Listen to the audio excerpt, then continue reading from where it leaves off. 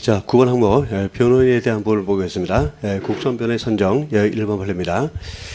변호인 당해 사건에서 국선변호인 선정 청구를 하지 않고 사선변호를 선임하여 방어권을 행사했는데 항소인이 별건으로 구속된 사건과 당해 사건에 대한 병합심리 결정을 하였다가 두 사건에 대한 변론 분리 결정을 한 다음 피고인의 사선변호인이 사임계를 제출하자 변호인 없이 피고인만 출석한 상태에서 변론을 종결하고 판결을 선고한 경우 항소심의 조치가 형사소송법 제33조 제1항 제282조를 위반하거나 피고인의 방어권 또는 변호인의 조력을 받을 권리를 침해한 잘못이 있는가.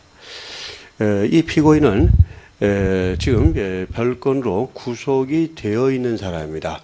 구속된 피고인입니다. 근데 당해 사건에 대해서 유죄 판결을 선고하면서 변호인 없이 했다는 겁니다. 근데 형사소송법은 피고인이 구속된 때를 필요적 국선변호인 선정 사유로 규정하고 있죠.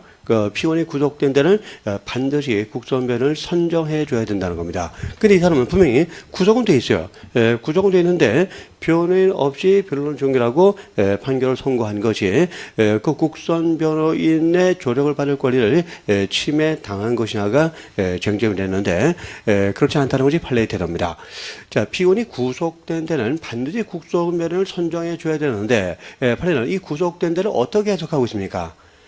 당해 사건에서 구속된 때라고 해석하고 있습니다. 자, 이 사안에서 변론이 종결되고 판결이 선고된 사건이 당해 사건이고 A 사건인데 이 A 사건은 구속 사건이 아닙니다. 그러면 별건으로 다른 사건에서는 구속이 되어 있지만 당해 사건 A 사건에서는 구속이 되어 있지 않습니다. 그럼 이 사람은 구속된 피고인이 아닙니다. 그렇다면 국선변호인을 선정해 줄 필요가 없어요. 그래서 국선변호인을 선정하지 않고 변론 종결했을지라도 이건 변호인의 조력을 받을 권리를 침해한 잘못은 없다라는 것이 판례의 태도입니다. 자, 정리하겠습니다. 형사소송법상 필요적 국선변호인 선정 사유 중 하나인 피고인이 구속된 때라는 것은 당해 사건에서 구속된 때를 말한다는 겁니다. 그래서 당해 사건에서 구속되지 않았지만 다른 사건에서 구속이 됐을 때는 필요적 국선변호인 선정 사유에 해당되지 않습니다. 그래서 당해 사건 그 점을 잘 기억하시기 바랍니다. 자, 다음에 2번 판례입니다. 피고인 갑에 대한 공소사실은 갑이 발꿈치로 을의 가슴을 밀쳐 넘어뜨려 을에게 상해를 가하였다는 것이고, 한편 피고인 을에 대한 공소사실은 을이 이와 같이 상해를 당할 때 쓰레기통으로 갑의 어깨를 때려 갑에게 상해를 가하였다는 것과 갑의 명예를 훼손하였다는 것이다. 자, 두 사람은 싸웠죠. 그렇죠? 갑과 싸운 겁니다. 싸움 과정에서 갑은 을에게 상해를 가했고 또 을은 갑에게 상해와 명예훼손을 했다는 겁니다. 자, 유산인데, 자, 두 사람은 공범입니까? 아닙니까? 아니죠. 서로 공격하고 공격당한 사람이 공범은 아니죠. 그렇죠. 근데 이제 피고인 을은 A 법무법인을 변호인으로 선임하고 위 법무법인이 변호사 B를 담당 변호사로 지정했는데 여기서 B가 을의 사전 변호인이 된 겁니다. 자, B는 이제 을의 사전 변호인이 되는 겁니다. 근데 항소심 부분은 같은 변호사 B를 피고인 갑을 위한 국선 변호인으로 선정했어요. 그래서 변호사 B는 항소심에서 갑의 또 국선 변호인이 됐다는 겁니다. 그래서 변호사 B의 입장에서는 갑의 변호인인 동시에 을의 변호인이 됐다는 겁니다. 두 사람은 싸운 사람이고 서로 이해관계가 상반된 사람이죠. 서로 안 때렸다 이렇게 말할 텐데 이해관계가 상반된 양쪽 피고인의 변론이 됐다는 겁니다.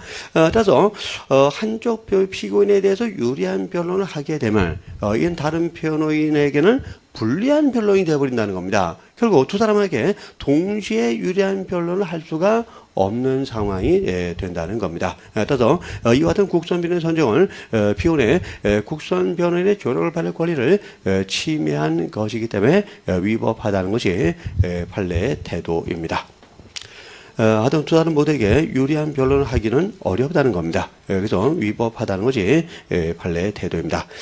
자, 간단하죠. 그러니까 하여튼 그 한 변호사가 그 이해관계가 상반되는 두 피고인을 동시에 변호할 수는 없다. 그 얘기죠. 다음에 3번 판례는 그냥 뭐 읽어보시면 되는 판례입니다. 별로 어려운 내용은 없고요. 다음에 이제 4번 판례를 보겠습니다. 자, 4번. 경찰관은 영영자동차 주식회사 세무공장 앞에서 노전병을 전투경찰대원들을 동원하여 방패로 여사하고 15분 동안 이동하지 못하게 하여 병을 사실상 체포하면서도 그 이동을 제대로 고지하지 아니하였는데 자, 체포할 때는 고지해야 될 게 있죠. 그 미란다 고지가 있는데 뭘 고지해야 됩니까? 피의사의 요지를 고지해야 되고요. 또 체포의 이유를 고지해야 되고, 또 변명할 기회도 줘야 되고, 변호인의 선임권이 있다는 것도 고지해야 되는 겁니다. 근데 그걸 고지하지 않았으니까, 일단 이 체포는 위법한 체포가 됩니다. 근데 이제 변호사 의뢰 항의를 받고 나서야 비로소 체포 이동을 고지하였다. 그럼 나중에 고지했다면, 이 체포가 적법한 체포로 하자가 치유됩니까? 안 됩니까? 안 된다는 게 판례대로입니다. 그리고 이 체포는 여전히 위법한 체포가 됩니다. 변호사는 갑에게 병에 대한 체포 절차가 위법하다며 계속하여 이의를 제기하는데도 아무런 조치가 없자 가능한 빨리 병을 접견하여 사건의 내용을 정확히 파악하고 후속 대응 방안을 강구할 필요가 있어 갑에게 병에 대한 접견 요청을 하였으나 갑은 접견을 수락하지 않았다. 근데 이제 이 변호사가, 을이, 그 병에 대해서 접견을 요청했는데, 이 사람이 그 체포된 변호사의 변호인입니까? 변호인으로 선임된 겁니까? 안 됐죠? 그래서, 이 갑은 그 변호사이긴 하지만 아직 병의 변호인으로 선임되지는 않았어요. 병이 너 내 변호인 해 이렇게 하고 선임하지 않았죠. 다만 갑은 병의 변호인이 되려고 하는 거죠. 자, 그러면 이 접견교통권이 변호인만이 갖고 있습니까? 아니면 변호인이 되려고 하는 자도 가지고 있습니까? 변호인이 되려고 하는 자도 가지고 있어요. 그래서 갑은 병의 변호인은 아닙니다만 변호인이 되려는 자에는 해당되고 이 변호인이 되려는 자도 접견 교통권이 있는 것입니다. 그러니까 이제 경찰관은 접견을 수락하지 않음으로써 이 변호인이 되려는 자의 접견 교통권을 침해하게 된 거죠. 자, 수락하지 않았다. 다음 보겠습니다. 전투경찰대원들이 병을 승합대 태우자 을이 계속하여 병과의 접견을 요청하면서 자, 이 접견 요청은 여전히 적법하죠. 그렇죠. 변호인이 되려는 자의 접견 요청이니까 이거 적법하고요. 체포된 병이 탑승한 승합차를 막아서자 갑을 공무집행 방해죄 현행범으로 체포하였다. 자, 이 체포가 적법할까요? 자, 과연 승합차를 막아선 변호사 그 갑한테 공무집행 방해죄가 성립합니까? 성립하지 않습니까?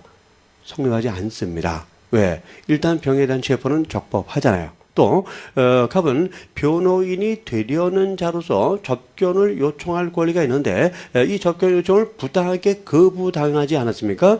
그런 점에서 그 체포된 병을 승합차에 태워서 연행하려는 것을 위법한 것이고 따라서 위법한 공무집행을 저지한 거니까 이것은 공무집행 방해죄가 될 수가 없습니다. 그래서 공무집행 방해죄 현행범으로 체포한 것은 불법한 체포가 됩니다. 그래서 우리 대법원은 그 경찰관 갑한테 직권남용 체포죄를 인정했습니다. 왜냐하면 공무집행 방해죄는 성립할 수 없고 그럼 현행범이 아님에도 불구하고 불법하게 체포했기 때문입니다. 그래서 보통 불법 체포죄라고 말하는데 판례는 직권남용 체포죄라고 하기도 합니다.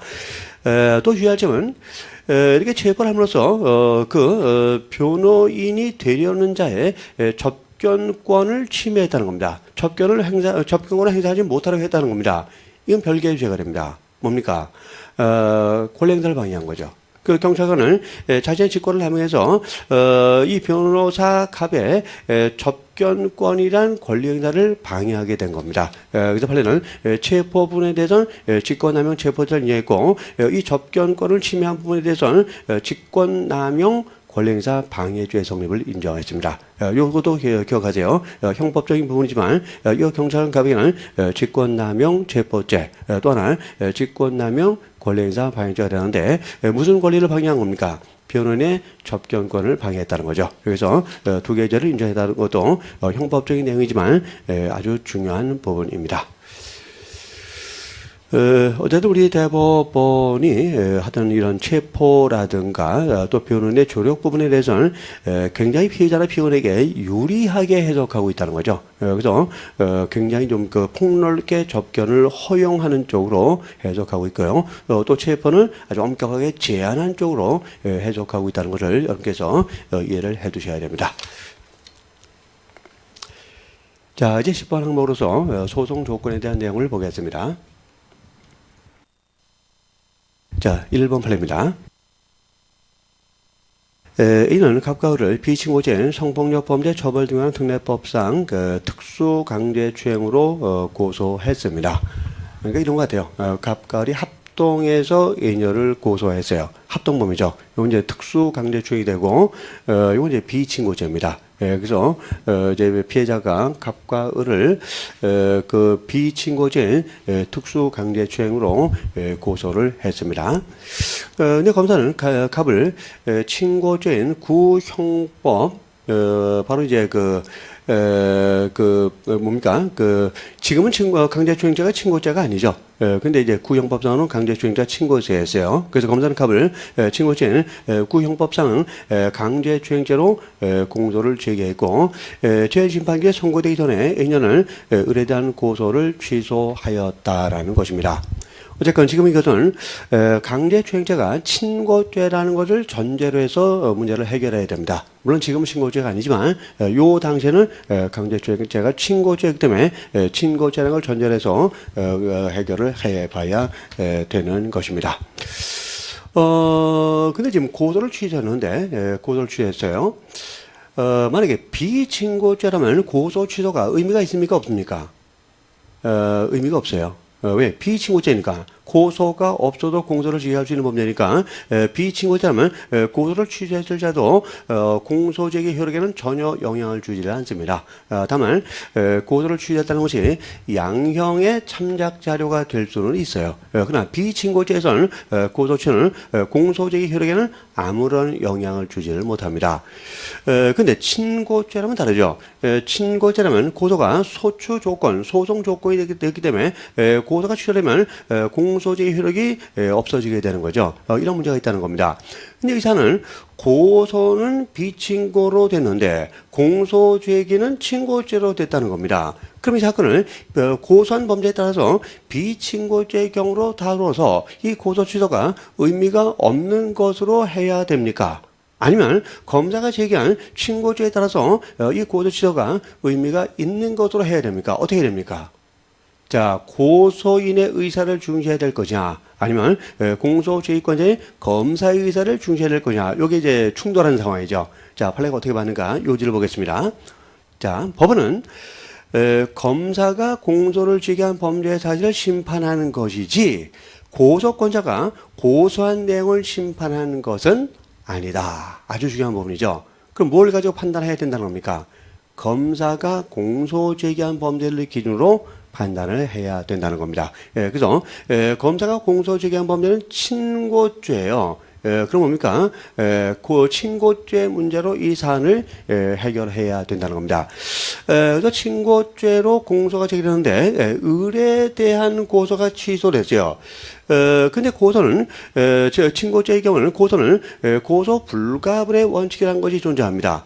자, 바로 주관적 불가분의 원칙을 말하는 건데, 공범자 중 일부에 대한 고소는 다른 자에 대해서도 고소가 있고, 또 일부의 자에 대한 고소의 취소도 다른 자에 대해서 효력이 있다는 원칙이 바로 고소 불가분의 원칙이죠. 따라서 을에 대해서 고소를 취소했지만, 자, 을에 대해서 고소를 취소했지만, 이 고소 취소 효력은 갑에 대해서도 미치게 됩니다. 그래서 갑에 대해서도 고소는 취소된 것으로 취급되니까 법원은 무슨 판결을 선고해야 됩니까? 갑에 대해서 공소 기각 판결을 선고해야 되는 겁니다. 자, 하여튼 출발점을 고소한 범죄는 비친고죄인데 기소한 범죄는 친고죄일 때, 자, 이걸 비친고죄 문제로 접근해야 될 것이냐, 아니면 친고죄 문제로 접근해야 될 것이냐, 판례는 공소 제기한 범죄를 가지고 판단해야 된다는 겁니다. 그러면 친고죄가 되는 것이고, 고소 불가능한 치상 공범 중 일부에 대해서 고소가 취소됐다면 다른 공범자에 대해서도 고소 취소 효력이 미치기 때문에 공소기각 판결을 선고해야 된다는 거 기억해 두세요. 어쨌든 중요하지만 그 현행법을 가지고 판단하면 어떻게 됩니까? 현행법상으로는 강제추행죄도 친고죄가 아니죠. 그죠? 비친고죄죠. 그러니까 그 고소를 취소해도 공소기각 판결을 선고할 수는 없습니다. 현행법상으로는. 왜냐하면 강제추행죄 대한 친고죄가 아니고 소추 조건이 요구되지 않기 때문입니다. 그리고 현행법 따르면 공소기각 판결을 못해요. 유죄, 무죄, 실체 판결을 선고해야 된다는 거 주의를 하시기 바랍니다. 다음에 이제 2번 판례, 이것도 매우 중요한 판례입니다.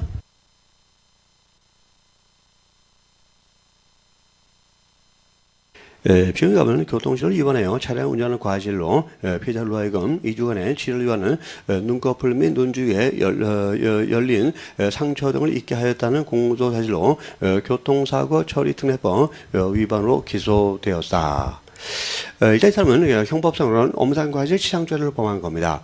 근데 교통사고를 통해서 엄산과실 치상죄를 범했다면 일단은 형법이 적용되는 것이 아니라 교통사고 처리 특례법이 우선적으로 적용됩니다.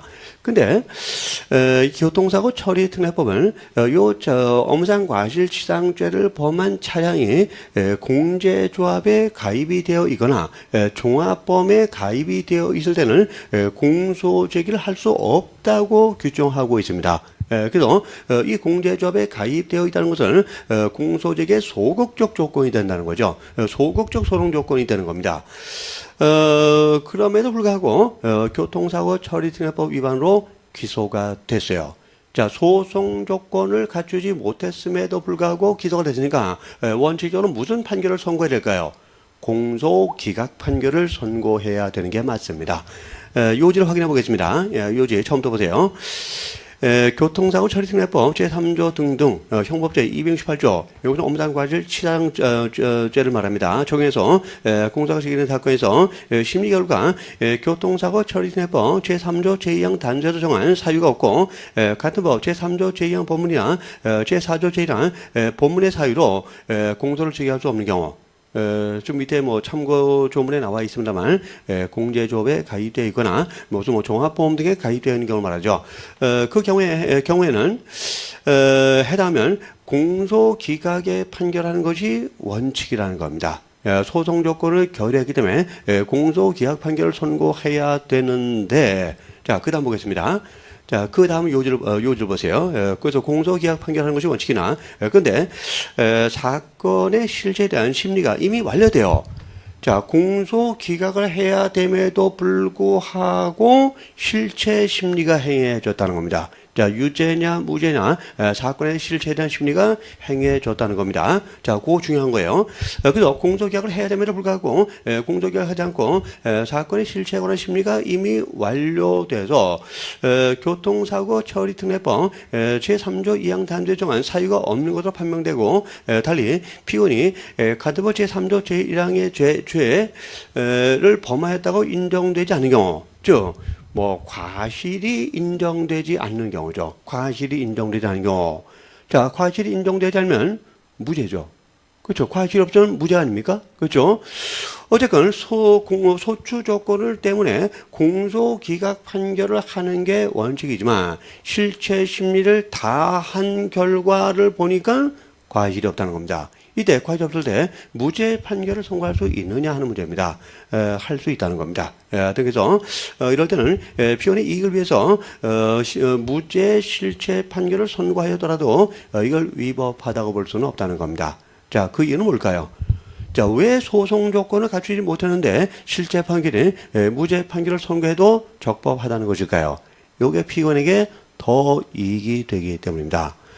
원래는 공소기각 판결을 선고해야 되는데, 자, 공소기각 판결을 받게 되면 아무리 확정되더라도 기판력이 발생하지 않습니다. 일사부재 효력이 발생하지 않기 때문에 다시 공소를 제기당할 위험성이 있게 된다는 겁니다. 그러나 무죄 판결은 확정이 되면 기판력이 발생하기 때문에 다시 공소를 제기당할 위험성을 없게 된다는 겁니다. 그래서 공소기각 판결보다는 무죄 판결이 피고인에게 더 이익이 된다고 보는 거죠. 그래서 이때는 실체 심리를 맞췄고 범죄가 성립하지 않는다는 것이 확인됐다면 비록 소송 조건을 결의했을 자도 무죄 판결을 선고하는 것이 적법하다는 것이 우리 대법원의 태도입니다.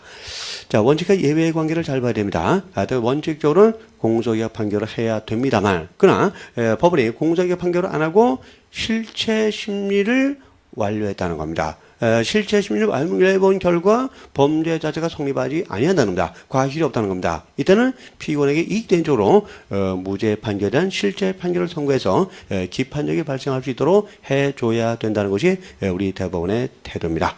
하여튼 가급적 이론을 좀 무시하더라도 피고인에게 이익된 쪽으로 판단해야 된다는 것이 우리 대법원의 기본적인 입장입니다. 자, 원칙과 예외의 관계 잘 정리해 두시기 바랍니다. 자, 다음에 이제 공판심리의 범위에서 1번 판례 보겠습니다. 이 1번 판례, 2번 판례는 아주 중요한 판례입니다. 그 일반론을 얘기하고 있는데, 그 일반론을 좀 가지고 설명해 보기로 하죠. 자, 1번 판례입니다. 포괄일죄 영업범에 대한 공판심리 중에 그 범죄사실과 동일성이 인정되는 범죄사실이 추가로 발견된 경우, 자, 도대체 이걸 어떻게 해야 될 것이 문제입니다. 자, 보세요.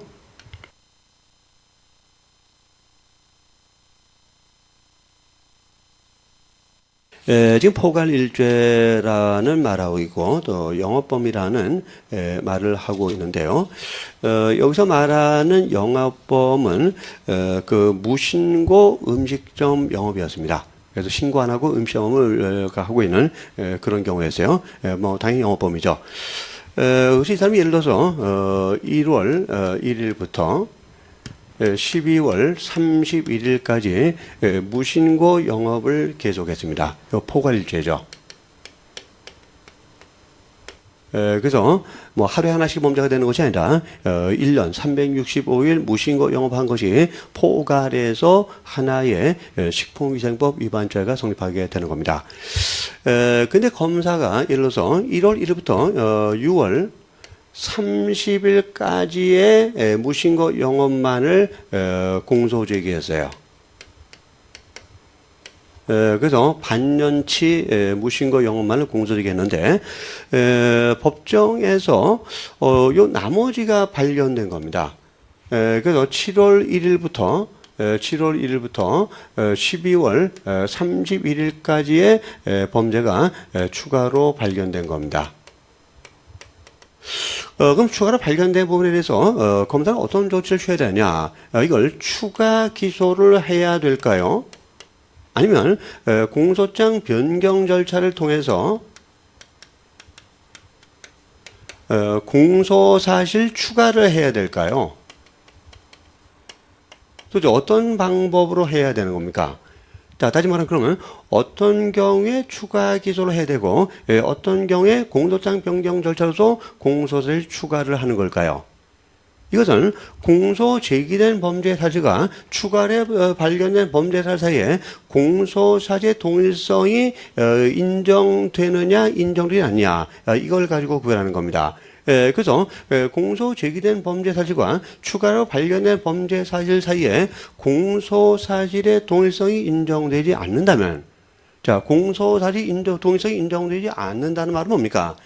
별개의 사건이라는 거죠. 별개의 사건이니까 이때는 추가 기소를 해야 됩니다. 그러나 공소사실의 동일성이 인정된다면 이건 별개의 사건이 아니라 같은 사건이라는 거죠.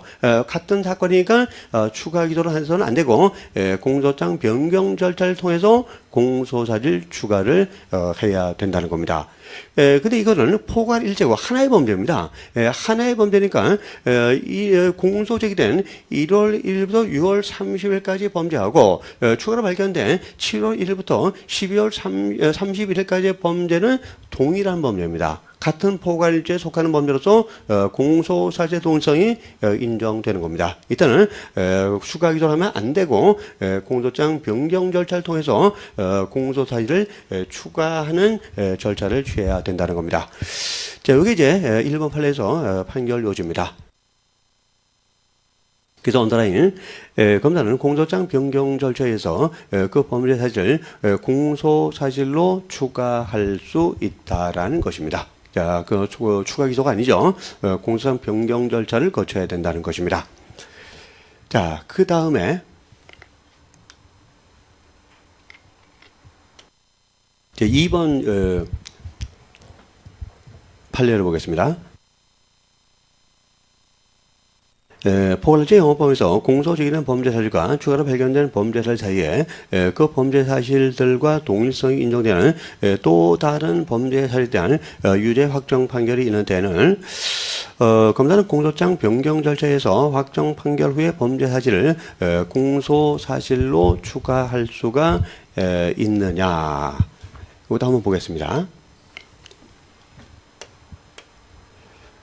역시 이제 무신고 그 음식점 영업행위입니다. 자, 1월 1일부터 12월 31일까지 행해졌습니다. 역시 포괄적으로 한 개의 범죄가 됩니다.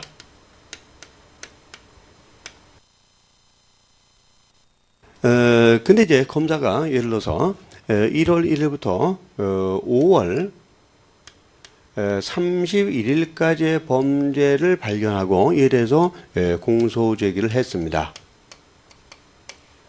그러고 나서 또 7월 1일부터 12월 30일까지의 범죄를 추가로 발견했어요.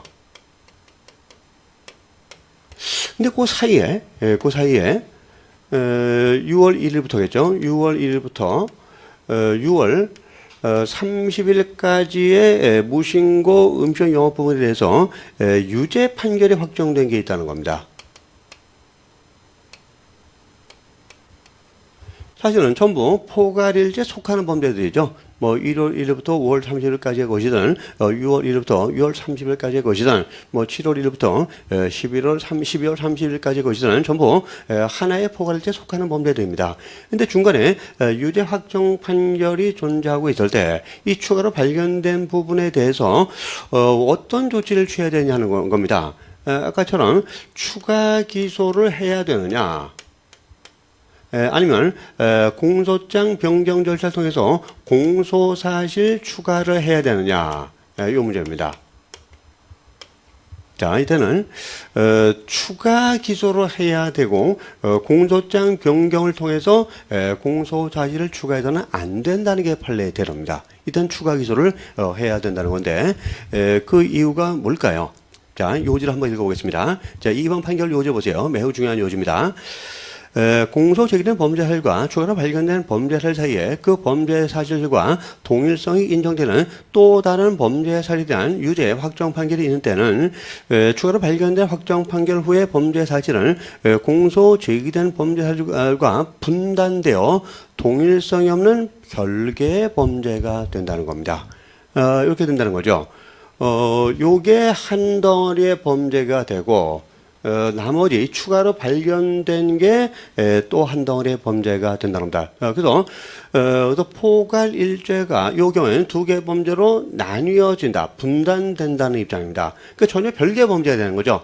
전혀 별개의 범죄가 되는 것이고, 따라서 이때 검사는 공소장 변경 절차에 의해서 확정 판결 후에 범죄 사실을 공소 사실로 추가할 수는 없고 별개의 독립된 범죄로 공소를 제기해야 된다. 즉 추가 기소를 해야 된다는 것입니다. 근데 왜 그럴까요? 기판형 문제입니다. 자, 보세요. 요 6월 1일부터 6월 30일까지의 범죄에 대해서 유죄 판결이 확정됐어요. 그럼 이제 기판력이 발생하죠. 자, 근데 기판력의 발생 시점은 언제가 됩니까? 사실심 판결 선고 시점 이전이 되는 겁니다.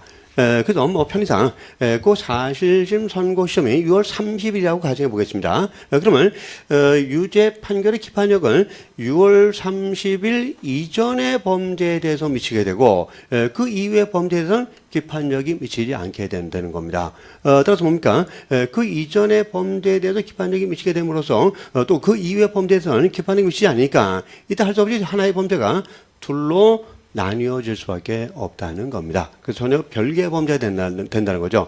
즉 공소사지에 동일성이 인정되지 않게 되기 때문에 이 추가로 발견된 부분에 대해서는 공소사지를 추가를 해서는 안 되고 추가 기소, 독립된 범죄로 추가 기소를 해야 된다는 것이 대법원의 태도입니다.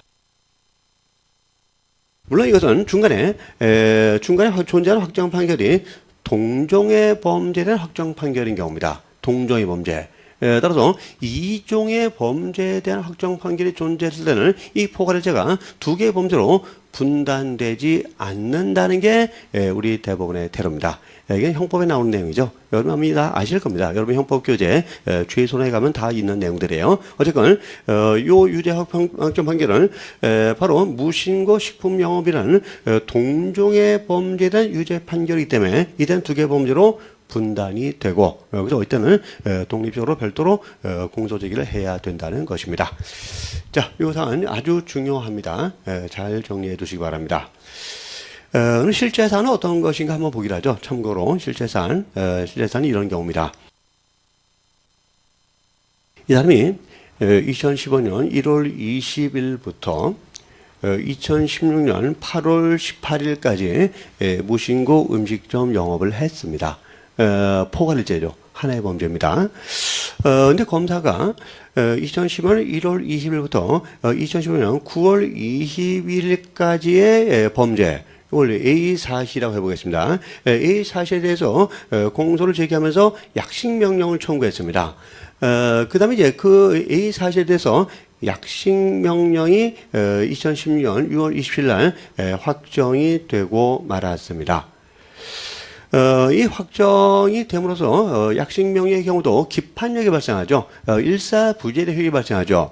근데 어쨌든 그 확정된 다음에 검사가 다시 또 공소를 제기한 겁니다. 근데 어떤 부분이냐? 2015년 1월 20일부터 2016년 1월 7일까지의 범죄에 대해서 검사가 다시 공소를 제기한 거예요. 자, 그럼 이 공소 제기에서 법원은 어떤 판결을 선고할 수 있나요? 유죄 판결을 선고할 수 있습니까? 안 됩니다. 왜? 이건 포괄일죄였고, 약식명이 확정됨으로써 그 약식명이 발령되기 전에 모든 범죄에 대해서 기판력이 미치게 되는 겁니다. 그럼 뭡니까? B 사실에 대해서도 이 약식명령의 기판력이 미치고 그러면 B 사실에 대해서 법원은 유죄 판결을 못하고 면소 판결을 선고해야 되는 겁니다. 그래서 1심에서는 1심 법원에 의해서는 면소 판결이 선고가 됐습니다. 근데 검사가 이거 부당하다. 그래서 항소를 했어요. 항소했는데, 검사가 이제 항소심에서 공소장 변경을 했습니다. 날짜를 변경했어요. 자, 이제 공소제기가 지금 2015년 1월 20일부터 2016년 1월 7일까지의 범죄라고 기소를 한 건데, 그게 B사실인데, 이걸 어떻게 변경했냐? 약식명령 확정 이후에 2016년 1월 28일부터 2016년 8월 18일까지의 범죄라고 공소장 변경을 했다는 겁니다. 근데 가능합니까? 이 공소장 변경이 가능해요? 안 되죠. 왜 그래요? 약식명이 확정된 전의 범죄하고 약식명이 확정된 이후의 범죄는 아까 우리 봤듯이 별개라 범죄라고 했죠. 즉 공소사지의 동일성을 인정할 수 없다는 겁니다. 자, 공소사지의 동일성을 인정할 수 없다면 공소장 변경을 허용할 수 없는 겁니다. 근데도 불구하고 원심은 공소장 변경을 허용했는데 그 잘못됐다고 대법원이 지적을 한 겁니다. 어쨌건 요 부분 그래서 만약에 2016년 1월 28일부터 2016년 8월 18일까지의 범죄에 대해서는 약식명령의 기판력이 미치지 않아요. 그래서 이때는 이때 또 별개 범죄입니다. 그래서 이때는 별도로 공소를 제기해야 되는 거지 공소장 변경 절차를 통해서 공소 사실을 추가할 수는 없다는 겁니다. 자, 어떤 요 판결의 이면에는 이런 사실관계가 담겨 있었다는 거, 그것도 뭐 참고로 알아두시기 바랍니다. 다음에 이제 공소사의 동일성과 관련된 내용을 보겠습니다. 자, 3번입니다. 자, 3번. 강 2014년 12월 4일 인천지방법원 부전지원에서 전자금융거래법 위반 등으로 징역파를 집행유예 3년의 형을 선고받고 그 판결이 확정됐습니다. 그래서 확정된 범죄 죄명은 전자금융거래법 위반입니다. 뭐 실판을 가지고 본다면 날짜는 이제 2013년 5월 10일의 범죄라고 되어 있었고요. 장소는 이제 부천시 원미구 새마을금고 앞이고 피해자는 A고 대상은 새마을금고 통장하고 현금 카드고 행위는 고를 양수했다는 혐의로 유죄 판결이 확정이 된 겁니다.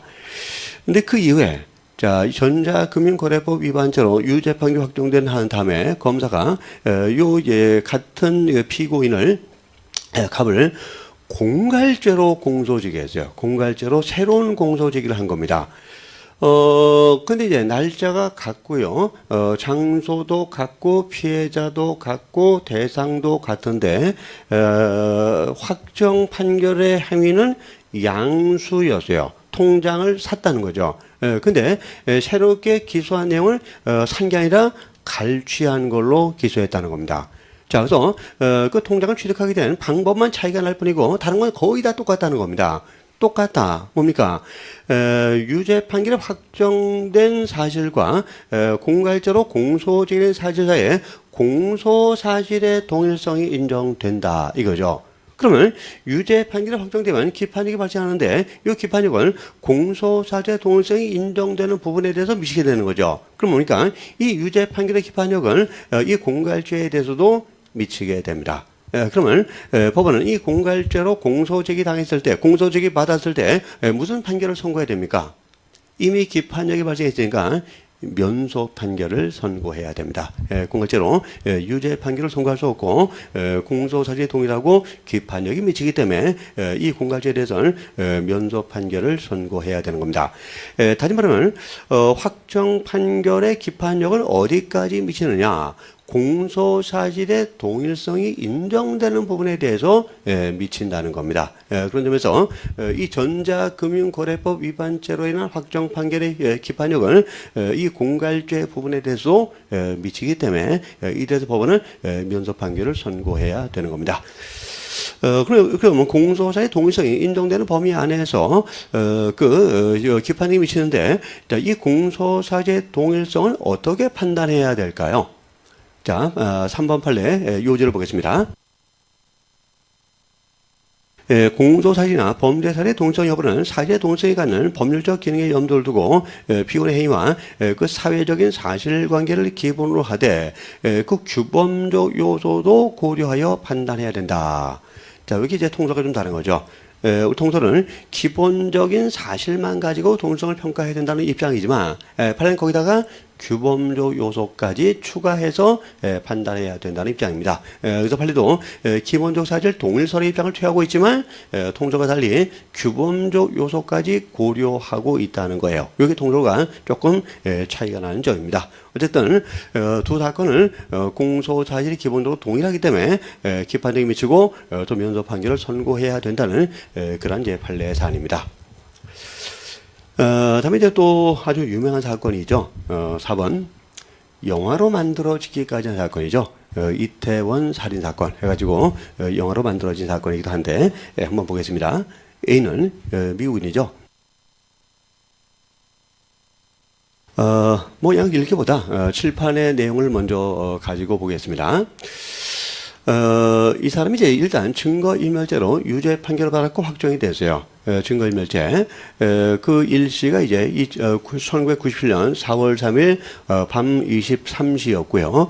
장소가 용산 미 군영 내 하수구였고 행위는 그 B가 버린 칼을 거기다 버렸다는 겁니다. 칼을 버렸다. 그래서 이제 증거인멸죄로 기소가 돼가지고 유죄 판결이 확정됐다는 겁니다. 이 사람이 나중에 또 살인죄로 기소를 했죠. 살인죄, 이런 살인죄 기소를 했는데, 자, 공소사실이 이겁니다. 자, 97년 4월 3일, 날짜는 같아요. 근데 시간이 좀 다릅니다. 자, 그 칼을 버린 시간은 23시라고 되어 있는데, 살해한 시간은 그 전인 21시 50분으로 되어 있다는 겁니다. 시간이 좀 다르네요. 시간이 좀 다르고, 또 그다음에 살해한 장소는 용산구 이태원동 햄버거 가게 화장실인데, 칼을 버린 장소는 용산 미팔군영 하수구라는 겁니다. 장소 다르죠? 그렇죠? 하나는 햄버거 가게였는데 하나는 미팔군 군영 내였다는 겁니다. 장소 다르고 또 행위는 증거인멸의 경우는 칼을 버렸다는 건데 살인의 경우는 갑을 칼로 찔러 살해했다는 겁니다. 어쨌든 이 증거인멸죄에 대해서 유죄 판결이 이미 확정된 사람이고 자 유죄 판결이 확정됐다면 기판력이 발생하는데 이 기판력이 살인죄에 대해서도 미칠 것이냐가 문제가 됐던 겁니다. 자, 어떤 경우에 증거인멸죄에 대한 확정 판결의 기판력이 살인죄에 대해서 미칩니까? 양사실 사이에 공소사실의 동일성이 인정될 경우죠. 공소사실의 동일성이 인정된다면 증거인멸죄에 대한 유죄 판결의 확정 기판력은 살인죄에 대해서도 미치게 되는데 판례는 공소사실의 동일성이 없다고 했습니다. 자, 우리가 세밀하게 분석했지만 시간도 다르고 장소도 다르고 행위 방법도 다르고 또 살인죄와 증거인멸죄는 보호법이 또 다르고 죄질도 다르고 다 다르다는 겁니다. 같은 게 없다는 겁니다. 같은 게 없으니까 공소사실의 동일성을 인정할 수 없다는 겁니다. 따라서 증거인멸죄로 인한 확정 판결의 기판력은 살인죄에 대해서 미치지 아니하니까 살인죄에 대해서는 면소 판결을 선고할 수 없고 유죄 판결을 선고해야 된다는 겁니다. 실제 유죄 판결을 선고했던 그런 사건이죠. 어쨌든 굉장히 시사성이 있는 사건이었으니까요. 판결 요지 처음부터 끝까지 꼼꼼하게 한번 읽어보시기 바랍니다. 다음 이제 5번 판례입니다.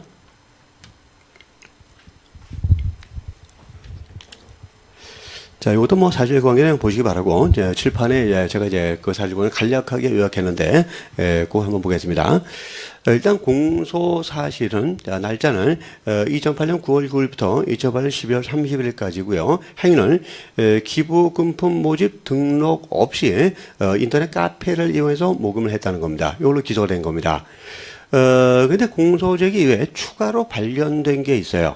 9월 9일부터 10월 20일 사이에는 카페가 아니다 그 조계사 우정국공 앞 천막에다가 모금함을 설치해서 모금을 했다는 겁니다. 자, 이 사이에 공소사실의 동일성이 인정되면 이 추가로 발견된 것에 대해서는 공소장 변경 절차를 통해서 그 공소사실 추가를 할 수 있는 겁니다. 근데 만약에 요 양 사이에 공소사실의 동일성이 없다면 공소장 변경을 못 합니다. 자, 이때는 공소장 변경을 못하고 이때는 별개로 추가로 따로 기소를 할 수밖에 없다는 겁니다. 근데 판례는 공소사실의 동일성이 있다고 봤어요. 어쨌건 불법 모금이라는 점에서는 기본적인 사실관계가 동일하다는 겁니다. 그래서 뭡니까? 이때는 이 그 모금한 부분을 별도로 추가 기소를 해도는 안 되고 공소장 변경 절차를 통해서 공소사실 추가를 해야 된다는 겁니다. 추가 기소하면 안 되고 공소장 변경 절차를 통해서 공소사실 추가를 해야 된다는 그런 판례입니다. 어쨌든 여기서는 동일성이 인정된다 안 된다. 그거 중심으로 정리하시기 바랍니다. 판례는 동일성이 인정돼서 공소장 변경 신청을 법원은 허가해야 된다고 판시한 사건입니다. 다음 6번. 이것도 읽을 것이 없어요. 왜냐하면 칠판을 가지고 보기로 하죠. 공소사실은 사기, 기타 부정한 행위로서 법인세를 포탈했다는 겁니다. 근데 검사가 예비적 공소사실을 추가하려고 했는데 그 내용은 종합소득세를 포탈했다는 것입니다. 어쨌건 예비적 공소사실을 추가하기 위해서도 공소사실의 동일성이 인정돼야만 되는 겁니다. 근데 법인세를 떼먹은 거하고 개인 종합소득세를 떼먹은 것은 이건 다른 부분이죠. 세목이 달라요. 세목이 다른 거니까 공소사실의 동일성을 인정할 수는 없다는 겁니다. 그럼 뭡니까? 예비적 공소사실을 추가하는 것을 법원은 허가해서는 안 됩니다. 공소사실 동성이 인정된다면 법원은 공소장 변경을 허가해야만 돼요. 그러나 공소사실 동성이 없다면 허가해서는 안 됩니다. 그래서 검사의 공소장 변경 허가 신청을 불허한 것은 적법하다는 그런 이제 판례입니다. 또 동성이 인정되지 않기 때문입니다. 자, 어쨌건 공소장 변경을 무조건 할 수 있는 것이 아니라 공소사실 동일성이 인정되는 범위 안에서만 할 수 있는 겁니다. 따라서 공소사실 동일성이 인정되지 않는다면 공소장 변경을 할 수 없고 이제는 추가 기소로 해야 됩니다. 독립적으로 별도로 추가 기소로 해야 된다는 거 기억을 해 주시기 바랍니다. 다음에 이제 공소장 변경에 필요성의 문제가 있습니다. 자, 보세요. 자, 공소장에 기재된 공소사실과 다른 사실을 인정할 때 원칙적으로는 공소장 변경을 해야 되는 겁니다. 근데 공소장에 기재된 사실과 다른 사실이라고 해서 무조건 공소장 변경을 해야 된다면 소송 경제에 반한다는 문제가 생기는 겁니다. 여기서 이제 어떠한 경우에 공소장 변경 없이도 공소장에 기재된 사실과 다른 사실을 인정할 수 있느냐? 공소장 변경 없이 어떤 경우에 다른 사실을 인정할 수 있냐 이 문제가 있는데 이것을 공소장 변경의 필요성 또는 요구라고 말합니다. 자, 그럼 어떤 경우에 공소사실과 다른 사실을 공소장 변경 없이도 인정할 수 있는 겁니까? 통솔패는 어떤 입장을 취하고 있죠? 사실 기재설의 입장을 취하고 있습니다. 다시 말하면 이 공소장에 기재된 사실과 다른 사실을 인정함으로써 피고인의 방어권 행사에 실질적으로 불이익을 초래하지 않는 경우에 한해서만 자, 피고인의 방어권 행사에 실질적으로 불이익을 초래할 수 없는 경우에 한해서만 공소장 변경 없이도 법원이 직권으로 다른 사실을 인정할 수 있다는 입장입니다. 이번 통솔의 입장이고 이런 견해를 사실 기재설이라고 말합니다. 자, 꼭 한번 확인해 보겠습니다. 7번 판례에서 1번 요지 보세요. 기소된 공소사실의 전담 피해자와 공소장에 기재된 피해자가 다른 것이 판명된 경우에는 공소사실의 동일성을 해하지 않고 피고인의 방어권 행사에 실질적 불이익을 주지 않는 한 공소장 변경 절차 없이 직권으로 공소장 기재 피해자와 다른 실제 피해자를 적시하여 이를 유죄로 인정하여야 한다는 겁니다. 자, 그래서 피고인의 방어권 행사에 실질적 불이익을 주지 않는다면, 자, 방어권 행사에 불이익을 주지 않는다면 공소장 변경 절차를 거치지 않고 법원이 직권으로 다른 사실을 인정해야 된다는 겁니다. 그렇죠? 이런 것을 사실 기재설이라고 말합니다. 자, 요산 7번 한번 보기로 하죠. N은 갑에 대한 2천만 원의 대금 채권이 없음에도 불구하고 갑명의 차용증 허위로 작성하고 갑소유 빌라에 관해서 갑 앞으로 근저당권 설정되기를 마쳤어요. 자, 보세요. N은 갑에 대해서 아무런 채권이 없어요. 근데 채권이 있는 것처럼 차용증을 위조해가지고 갑의 빌라, 갑의 죄에다가 근저당권을 설정한 겁니다. 담보권을 설정해 놓은 겁니다. 그 다음에 그에 의해서 이 사건 빌라에 관해서 부동산 임의 경매를 신청해서 의리 경락을 받고 대금을 납부하자 N은 배당금 1,000만 원을 교부받았다. 자, 갑은 채무가 없어요. 근데도 불구하고 허위로 저당권이 설정됐고 그에 기초해서 이 빌라가 경매에 넘어간 겁니다. 그래가지고 의리한 사람이 경락을 받았고요. 그래서 경락 대금을 납부했고 그 대금 가운데 1,000만 원을 여기가 받아가지고 갔다는 겁니다. 어쨌건 사람을 속여서 돈을 편취했으니까 얘한테 사기죄가 성립하는 것은 분명하다는 것입니다. 그런데 그 다음 이제 문제가 되는 게 있는데 사실관계를 보겠습니다. 검사는 갑을 피해자로 하여 이를 사기죄로 공소제기하였으나 심의 중 의리 피해자라는 게 밝혀졌다는 겁니다. 자, 검사는 갑을 피해자로 봤어요. 근데 심리 중에는 갑은 피해자가 아니라는 게 밝혀졌어요. 왜 그럴까요? 자, 이 사안에서는 갑이 이 빌라에 대한 소유권을 잃어버릴 수 있어야만 갑이 피해자가 되는 겁니다. 근데, 이것은 허위의 근저당권이고, 허위의 근저당권에 기재하는 경매도 무효고, 따라서 을이 경락을 받았을 자도 을은 소유권을 취득할 수 없다는 겁니다. 무효인 경매이기 때문이죠. 을이 소유권을 취득할 수 없다면 갑은 여전히 소유권을 갖는다는 겁니다. 소유권을 갖고 있다면 갑은 아무런 피해가 없다는 겁니다. 그럼 피해 본 사람 누구냐? 을이라는 거죠. 을은 돈 냈잖아요. 경락대금 냈잖아요. 그러나 을은 소유권을 취득할 수가 없어요. 속아서 돈만 냈지 아무런 소유권도 취득할 수 없다는 거죠. 그래서 을이 피해자라는 겁니다. 을이 피해자. 그래서 검사는 갑을 피해자로 해서 A를 사기죄로 공소되게 했는데 심리를 해보니까 갑은 피해자가 아니고 을이 피해자라는 겁니다. 이럴 때 을을 피해자로 하는 사기죄로 유죄 판결을 선고하기 위해서는 반드시 피해자를 갑에서 을로 변경하는 공소장 변경 절차가 있어야만 되느냐, 아니면 공소장 변경을 하지 않고도 법원의 직권으로 을을 피해자로 해서 사기죄로 유죄 판결을 선고할 수 있느냐. 기준이 뭐죠? 피고인의 방어권 행사에 실질적 불이익을 초래할 수 있느냐 없느냐 이겁니다. 지금 A가 사기죄로 기소를 했을 때 A는 어떻게 방어하겠습니까? 여러 가지 면에서 방어했죠. 저 사용적 위조한 적 없습니다. 전 저작권 설정한 적 없습니다. 전 경매 신청 없습니다. 이런 식으로 방어하겠죠. 그렇죠? 그럼 어쨌건 이런 행동을 통해서 피해자는 을이었는데 검사는 갑이라고 했어요. 근데 어쨌든 피해자가 그 피해자를 갑으로 보든 을로 보든 A는 이런 부분에 대해서 충분히 방어권을 행사할 수 있었다는 겁니다. 그럼 뭡니까? 피해자가 달라졌다고 해서 피고인의 방어권 행사에 실질적으로 불이익을 초래할 위험성은 없다는 겁니다. 그래서 이 경우는 공소장 변경 절차를 거치지 않고도 공소장과는 다른 피해자는 을을 피해자로 해서 A한테 사기죄로 유죄 판결을 선고할 수 있다는 것이 우리 대법원의 태도입니다. 어쨌든 그래서 피해자가 다를 때 일단은 무죄 판결을 선고해서는 안 되고 그 진정한 피해자를 대상으로 한 사기죄로 공소장 변경 절차 없이도 유죄 판결을 선고해야 된다는 것이 대법원의 태도입니다. 잘 정리하시기 바랍니다.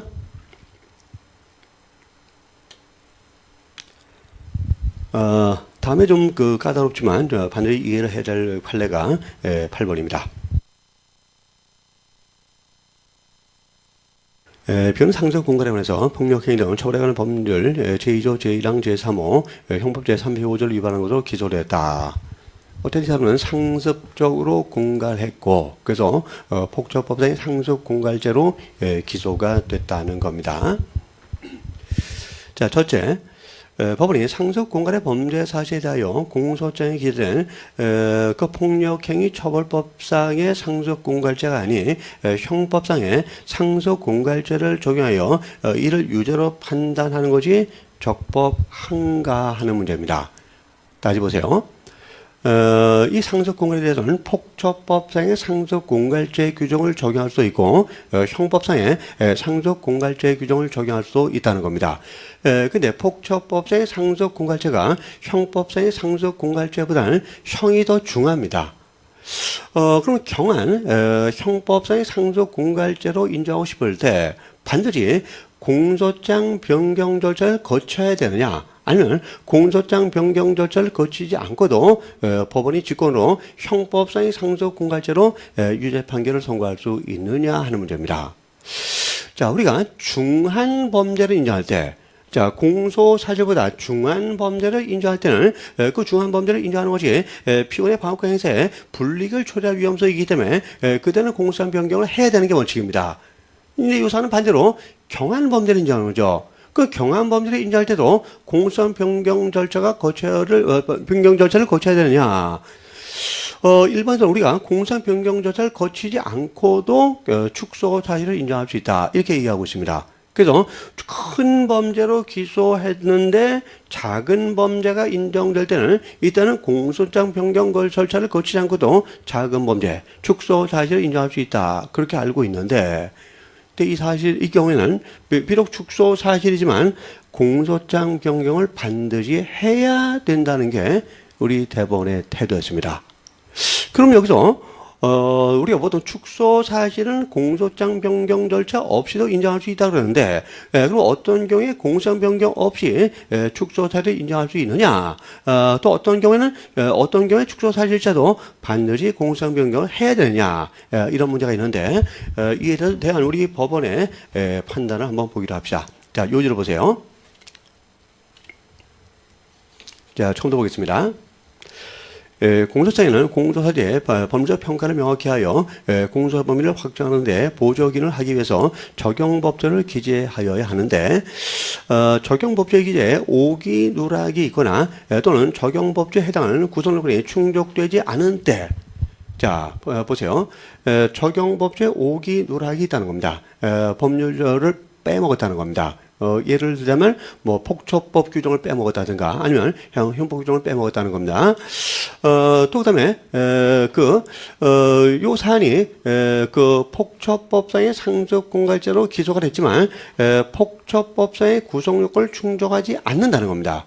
그래서 요 사안이 폭처법상의 상습 공갈죄로 기소했지만 폭처법상의 상습 공갈죄 구성 요건을 충족하지 않을 때, 요때는 그다음 보세요.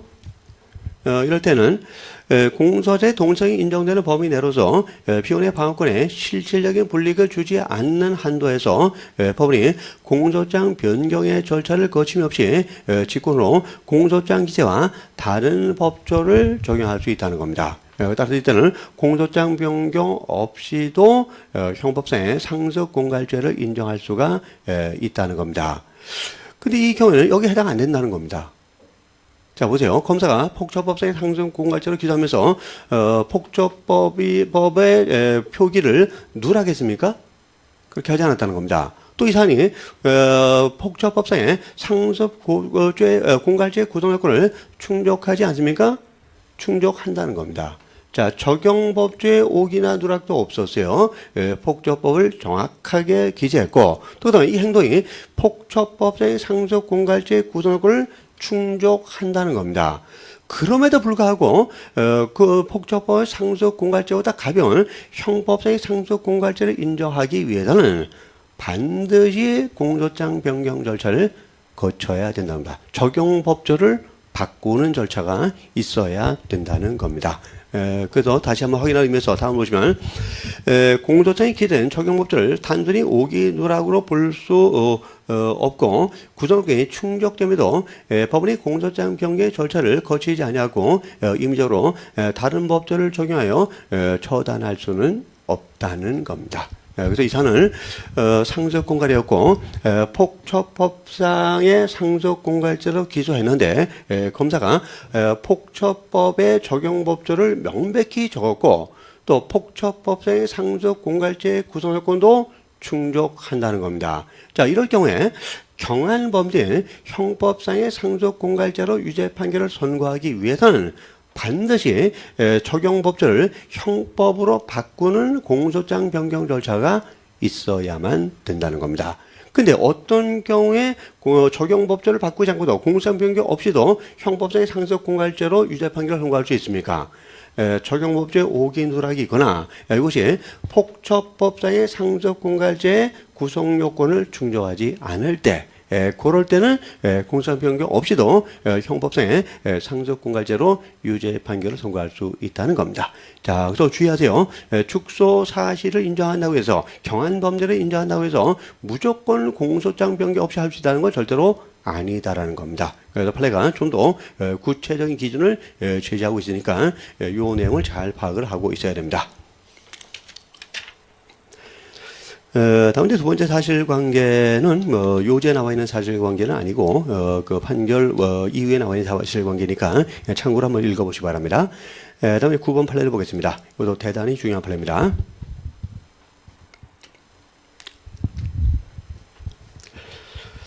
업무 횡령죄로 공소가 제기된 공소사실 중 피고인갑이 주식회사 필드의 대여금 명목으로 2억 3천만 원을 교부한 부분에 대해서 공소사실의 동일성이 인정되고 피고인의 방어권 행사에도 지장이 없다는 이유로 공소장 변경 없이 업무상 배임죄를 적용하여 유죄라고 판단할 수 있는가? 뭐 간단합니다. 횡령죄로 기소된 것을 배임죄로 인정하기 위해 있어서 반드시 공소장 변경이 있어야 되냐? 그럴 필요 없다는 겁니다. 그래서 법원은 횡령죄를 기소했을 때 공소장 변경 없이도 배임죄로 유죄 판결을 선고할 수 있다는 겁니다. 이거 뭐냐? 횡령죄 배임죄는 배신성이라는 점에서 본질을 같이 하는 범죄라는 겁니다. 또한 적용 법조도 똑같고 법정형도 똑같다는 겁니다. 따라서 이때는 공소장 변경 없이도 횡령을 배임으로, 거꾸로 배임으로 기소된 것을 공소장 변경 없이도 횡령으로 유죄 판결을 선고할 수 있다는 것이 예전의 판례였죠. 그래서 거꾸로가 또 나온 거예요. 그래서 횡령을 배임으로, 또 배임을 횡령으로, 이때는 공소장 변경이 필요 없다는 거, 대단히 중요하고 아주 자주 출제되는 판례입니다. 다음에 10번 판례도 중요한데요. 법원이 특수협박죄로 공소가 제기된 범죄 사실을 공소장 변경 없이 상습 특수협박죄로 처벌할 수 있는가? 자, 상습범은 단순 범죄보다 더 중한 범죄죠. 더 중하게 처벌되는 범죄죠. 따라서 상습범을 인정하는 것은 피고인에게 불리합니다. 즉 하지 말하면 피고인의 방어권 인사에 불이익을 초래할 염려가 있다는 거죠. 따라서 이때는 반드시 공소장 변경을 해야만 인정할 수 있고 공소장 변경 없이 상습범을 인정할 수는 없다는 것이 판례의 태도입니다. 자, 이것도 단순하지만 아주 자주 출제가 되는 부분입니다.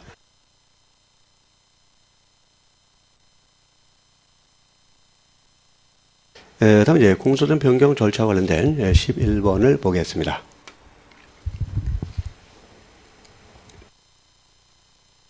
두 개의 사실 공개 나와 있는데 1번입니다. 검사가 공소장 변경 신청서를 제출하자 항소심은 검사의 공소장 변경을 허가했는데 이에 대한 피고인의 동의가 없었다. 자, 공소장 변경 신청이 있었고 법원의 허가가 있었는데 피고인은 이 공소장 변경에 동의하지 않았을 때 이 공소장 변경 절차가 적법한가? 다시 말하면 이 공소장을 변경할 때 법원의 허가는 받아야 되는데 피고인의 동의도 필요하냐, 이 문제입니다. 피고인의 동의까지 있어야 되느냐 하는 문제인데 동의가 필요 없는 경우도 있고 필요한 경우도 있습니다. 자, 7번 보세요. 자, 이 공소장 변경은 서면에 의해서 할 수 있는 게 원칙입니다. 즉 공소장 변경 허가 신청서를 제출하는 게 원칙입니다. 근데 또 구술에 의하는 경우도 있어요. 말로 공소장을 변경할 수 있다는 겁니다. 근데 원칙은 서면에 의해야 되는데 구술은 이런 요건을 갖춰야 됩니다. 피고인이 공판정에 제정하고 있어야 되고 또 그다음에 피고인에게 이익이 되거나 또는 피고인의 동의를 얻어야 됩니다. 이때는 구술로도 공소장 변경을 할 수 있습니다. 그래서 서면에 의해서 공소장을 변경할 때는 피고인의 동의를 요하지 않습니다. 다만 구술에 의해서 공소장을 변경할 때 이때 한해서는 피고인의 동의를 얻어야 된다는 겁니다. 그런 점에서 이 단은 서면에 의해서 변경하는 경우였기 때문에 피고인의 동의가 없었을지라도 이 공소장 변경 절차는 적법한 것입니다. 자, 요서 한번 칠판의 요 내용만 잘 정리해 두시면 됩니다. 자, 다음에 두 번째 사실관계. 항소심 제4회 공판기일에 피고인과 변호인에게 변경된 공소장에 대한 진술의 기회와 증거 제출의 기회가 부여되었고 피고인의 변호인의 최종 변론과 피고인의 최후 진술이 있은 후 변론이 종결된 것으로 공판조서에 기재되어 있는데 이렇게 기재되어 있다는 거죠. 이런 공판조서의 기재 내용을 다투는 상고가 허용되는가? 자, 안 됩니다. 이건 공판조서의 배타적 증명력과 관련된 부분입니다. 그래서 공판조서의 배타적 증명력이라는 것은 공판기일의 소송 절차로서 공판조서에 기재된 것은 조서만으로 증명해야 된다는 겁니다. 따라서 조서에 그런 절차가 기재되어 있다면 있는 것으로 취급해야 된다는 거죠. 다른 것을 가지고 그걸 뒤집을 수가 없다는 겁니다. 따라서 그런 절차들이 공판조서에 기재가 되어 있다면 그런 공판조서에 기재된 내용대로 인정을 해야 되는 것이고 이걸 다툴 수는 없다는 겁니다. 그래서 공판조서의 기재 내용을 다투는 상고는 허용되지 않습니다. 공판조서의 배타적 증명력 때문입니다. 자, 다음에 이제 공판조에서 심리가에 대한 그 문제가 있는데요. 그 1번 판례가 있는데, 사실관계는 참고로 보시기 바랍니다. 이것도 아주 단순한 사안입니다. 자, 밑에 요지를 가지고 보기로 하죠. 언더라인 중심으로 보겠습니다. 최종 의견 진술의 기회는 피고인과 변호인 모두에게 주어야 한다. 맞고요. 그 다음에 이제 고딕법은 피고인이나 변호인에게 최종 의견 진술의 기회를 주지 아니한 채 변론을 종결하고 판결을 선고하는 것은 소송 절차의 법령 위반에 해당하고 따라서 판결에 영향을 미친 상고 이유에 해당하게 됩니다. 그래서 상고를 통해서 시정을 할 수가 있다는 겁니다. 자, 그것만 기억하시면 됩니다. 별로 뭐 어려운 내용은 아닙니다. 다음에 이제 증거조사 강제 처분편에서 1번을 보겠습니다. 이것도 단순한 사안이에요. 공판정에서의 증인신문 절차에서 특정 범죄 신고자 등 보호법 제7조에 따라 감형조치가 취해진 증인들의 신분 노출을 방지하기 위한 목적에서 변호인에 대하여 차폐 시설을 설치하고 증인신문이 행해졌다. 뭡니까? 변호인이 증인들을 볼 수 없다는 겁니다. 어떤 사람이 증언을 하는지 못 보도록 차폐 시설을 설치하고 증인신문을 행해졌는데 이게 이제 적법하냐 하는 문제입니다. 근데 적법하다는 게 판례의 태도입니다. 자, 요지를 보겠습니다. 자, 이게 조문에 그렇게 되어 있기 때문입니다. 자, 형사소송법 제165조 2, 제3호에 의하면 법원은 범죄 성질, 증인의 연령, 피고인과 관계, 그 밖의 사정으로 인해서 자, 피고인 등이라고 말하고 있어요. 등. 여기는 변호인도 포함되고 뭐 방청인도 포함되고 검사로 포함될 수 있다는 거죠. 그래서 피고인 등과 대면하여 진술하면 심리적인 부담으로 정신의 평온을 현저하게 잃을 우려가 있다고 인정되는 사람을 증인으로 신문한 경우 상당하다고 인정되는 때는 검사, 피고인 또는 변호인의 의견을 들어 차폐 시설 등을 설치하고 신문할 수 있다. 자, 그래서 피고인 등이라고 되어 있으니까 변호인과 하고 그 사이에도 차폐시설 설치하는 것이 위법한 것은 아니라는 겁니다. 근데 이건 좀 문제가 좀 있어요. 변호인이 증인을 못 본다는 겁니다. 그러면 증인의 태도를 관찰할 수가 없다는 문제가 생기는 겁니다. 이에 따라서 증인의 태도를 관찰할 수 없다면 변호인이 증인에 대해서 반대 신문권을 행사하는데 지장을 초래할 우려가 있다는 거죠.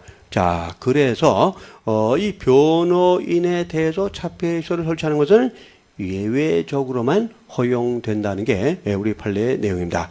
그 예외적인 내용은 밑에 언더라인 되어 있으니까 꼼꼼하게 읽어 두시면 됩니다.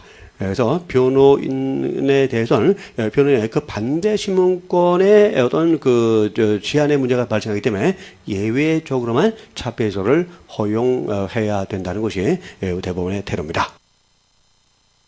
자, 요지를 꼼꼼히 읽으면 되고 별 쟁점은 없습니다. 다음에 이제 그 2번 판례 보겠습니다. 이건 구속의 사전 청문 절차 문제입니다. 자, 이거 좀 실판에서 간략하게 한번 정리해 보기로 하죠. 구속은 피의자 구속이 있어요. 그 다음에 또 피고인 구속이 있습니다. 우선 피의자 구속의 경우는, 자, 그래서 그 검사가 구속영장을 청구하게 되면 어떤 절차를 거쳐야 됩니까? 영장 실질심사죠. 영장 실질심사.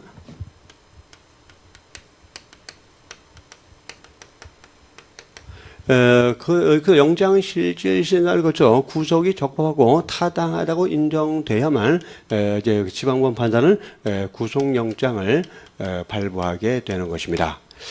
근데 피고인 구속도 영장 실질심사를 거쳐도 지방법원 판사가 발부합니까? 영장을? 아니죠. 피고인이라는 소리는 사건에 대한 주도권이 검사로부터 법원에 넘어갔다는 거죠. 그래서 피의자에 대한 구속영장은 지방법원 영장전담 판사가 발부하는 거지만 피고인에 대한 구속영장을 수서법원이 발부하는 겁니다. 이거 주의하세요. 근데 피고인을 구속할 때도 영장실질심사를 거쳐야 될까요? 영장실질심사란 걸 거치진 않아요. 그러나 뭔가 영장을 발부하기 전에 사전 청문 절차는 거쳐야 됩니다. 그럼 어떤 것이 피고인을 구속할 때 사전 청문 절차가 될 것이냐. 이것도 사실관계 참고로 보시고요. 요지를 보겠습니다. 1번 판결 요지 1번을 보세요. 형사소송법 72조 그 조문을 말하고 있는데 피고인에 대하여 자, 피고인입니다. 피의자 아닙니다. 피고인에 대해서 범죄 사례 요지, 구속의 이유와 변호인을 설명할 수 있도록 말하고 변명의 기회를 준 후가 아니면 구속할 수 없다는 규정은 피고인을 구속함에 있어서 법관에 의한 사전 청문 절차를 규정한 것이라는 겁니다. 따라서 이것은 피고인을 구속할 때 구속 현장에서 사전 고지하는 그걸 말하는 게 아니라는 겁니다. 그걸 말하는 것이 아니라 법관에 의한 사전 청문 절차를 규정한 것이라는 겁니다. 그러니까 영장실질심사에 준하는 절차죠. 그게 바로 그 72조의 절차라는 겁니다. 그래서 이거는 현실적으로 피고인을 체포할 때 그때 뭐 밀한다고지 그걸 말하는 게 아니에요. 그런 걸 말하는 것이 아니라 구속영장을 발부하기 전에 사전 청문 절차를 말하는 것이라는 겁니다. 그래서 이 규정은 피고인을 구속함에 있어서 법관에 의한 사전 청문 절차를 규정한 것으로서 법원이 사전에 위 규정에 따른 절차를 거치지 아니한 채 피고인에 대해서 구속영장을 발부하였다면 발부 결정은 위법하다는 겁니다. 그래서 피의자에 대한 구속영장 발부의 사전 청문 절차는 영장실질심사인데, 근데 피고인일 때는 72조의 절차가 사전 청문 절차가 된다는 것이 판례의 태도입니다. 자, 그거 잘 정리해 두시기 바랍니다. 다음에 이제 국민참여재판에 관한 판례가 있는데요. 이것도 뭐 그 설명드릴 만한 내용은 없어요. 요지 꼼꼼히 한번 읽어보시면 되는 내용이고, 특별히 뭐 장하게 설명할 내용은 없습니다. 그래서 오늘은 여기까지 보기로 하고요. 이제 우리가 또 한 번 시간을 좀 잡아야 되는데, 이 증명과 관련된 거, 그리고 또 여러 가지 증거 관련된 거, 특히 뭐 전문법칙이라든가 위법수집 증거 배제법칙, 또 자백의 보강법칙, 정말 중요한 부분들이죠. 이런 부분이 남아 있고요. 또 그다음에 최근에는 그 항소 내지 재심과 관련된 판례가 굉장히 많이 나와 있어요. 또 내용이 굉장히 장황하고 좀 까다롭기도 합니다. 그런 부분들이 있으니까 그런 부분들은 사실 뭐 좀 이렇게 강의가 사실은 필요한 부분이라고 볼 수가 있습니다. 여러분이 그냥 읽어서 도대체 무슨 얘기를 하는지 판단하기가 상당히 어려운데 하여튼 강의를 통해서 좀 명쾌하게 정확하게 정리할 필요가 있다고 생각이 됩니다. 자, 그럼 오늘 강의는 여기서 마치고요. 다음 시간에 이어서 증명부터 이어서 해서 다음 시간에서 나머지 전부 맞춰보기로 하겠습니다. 자, 수고했습니다. 안녕히 가세요.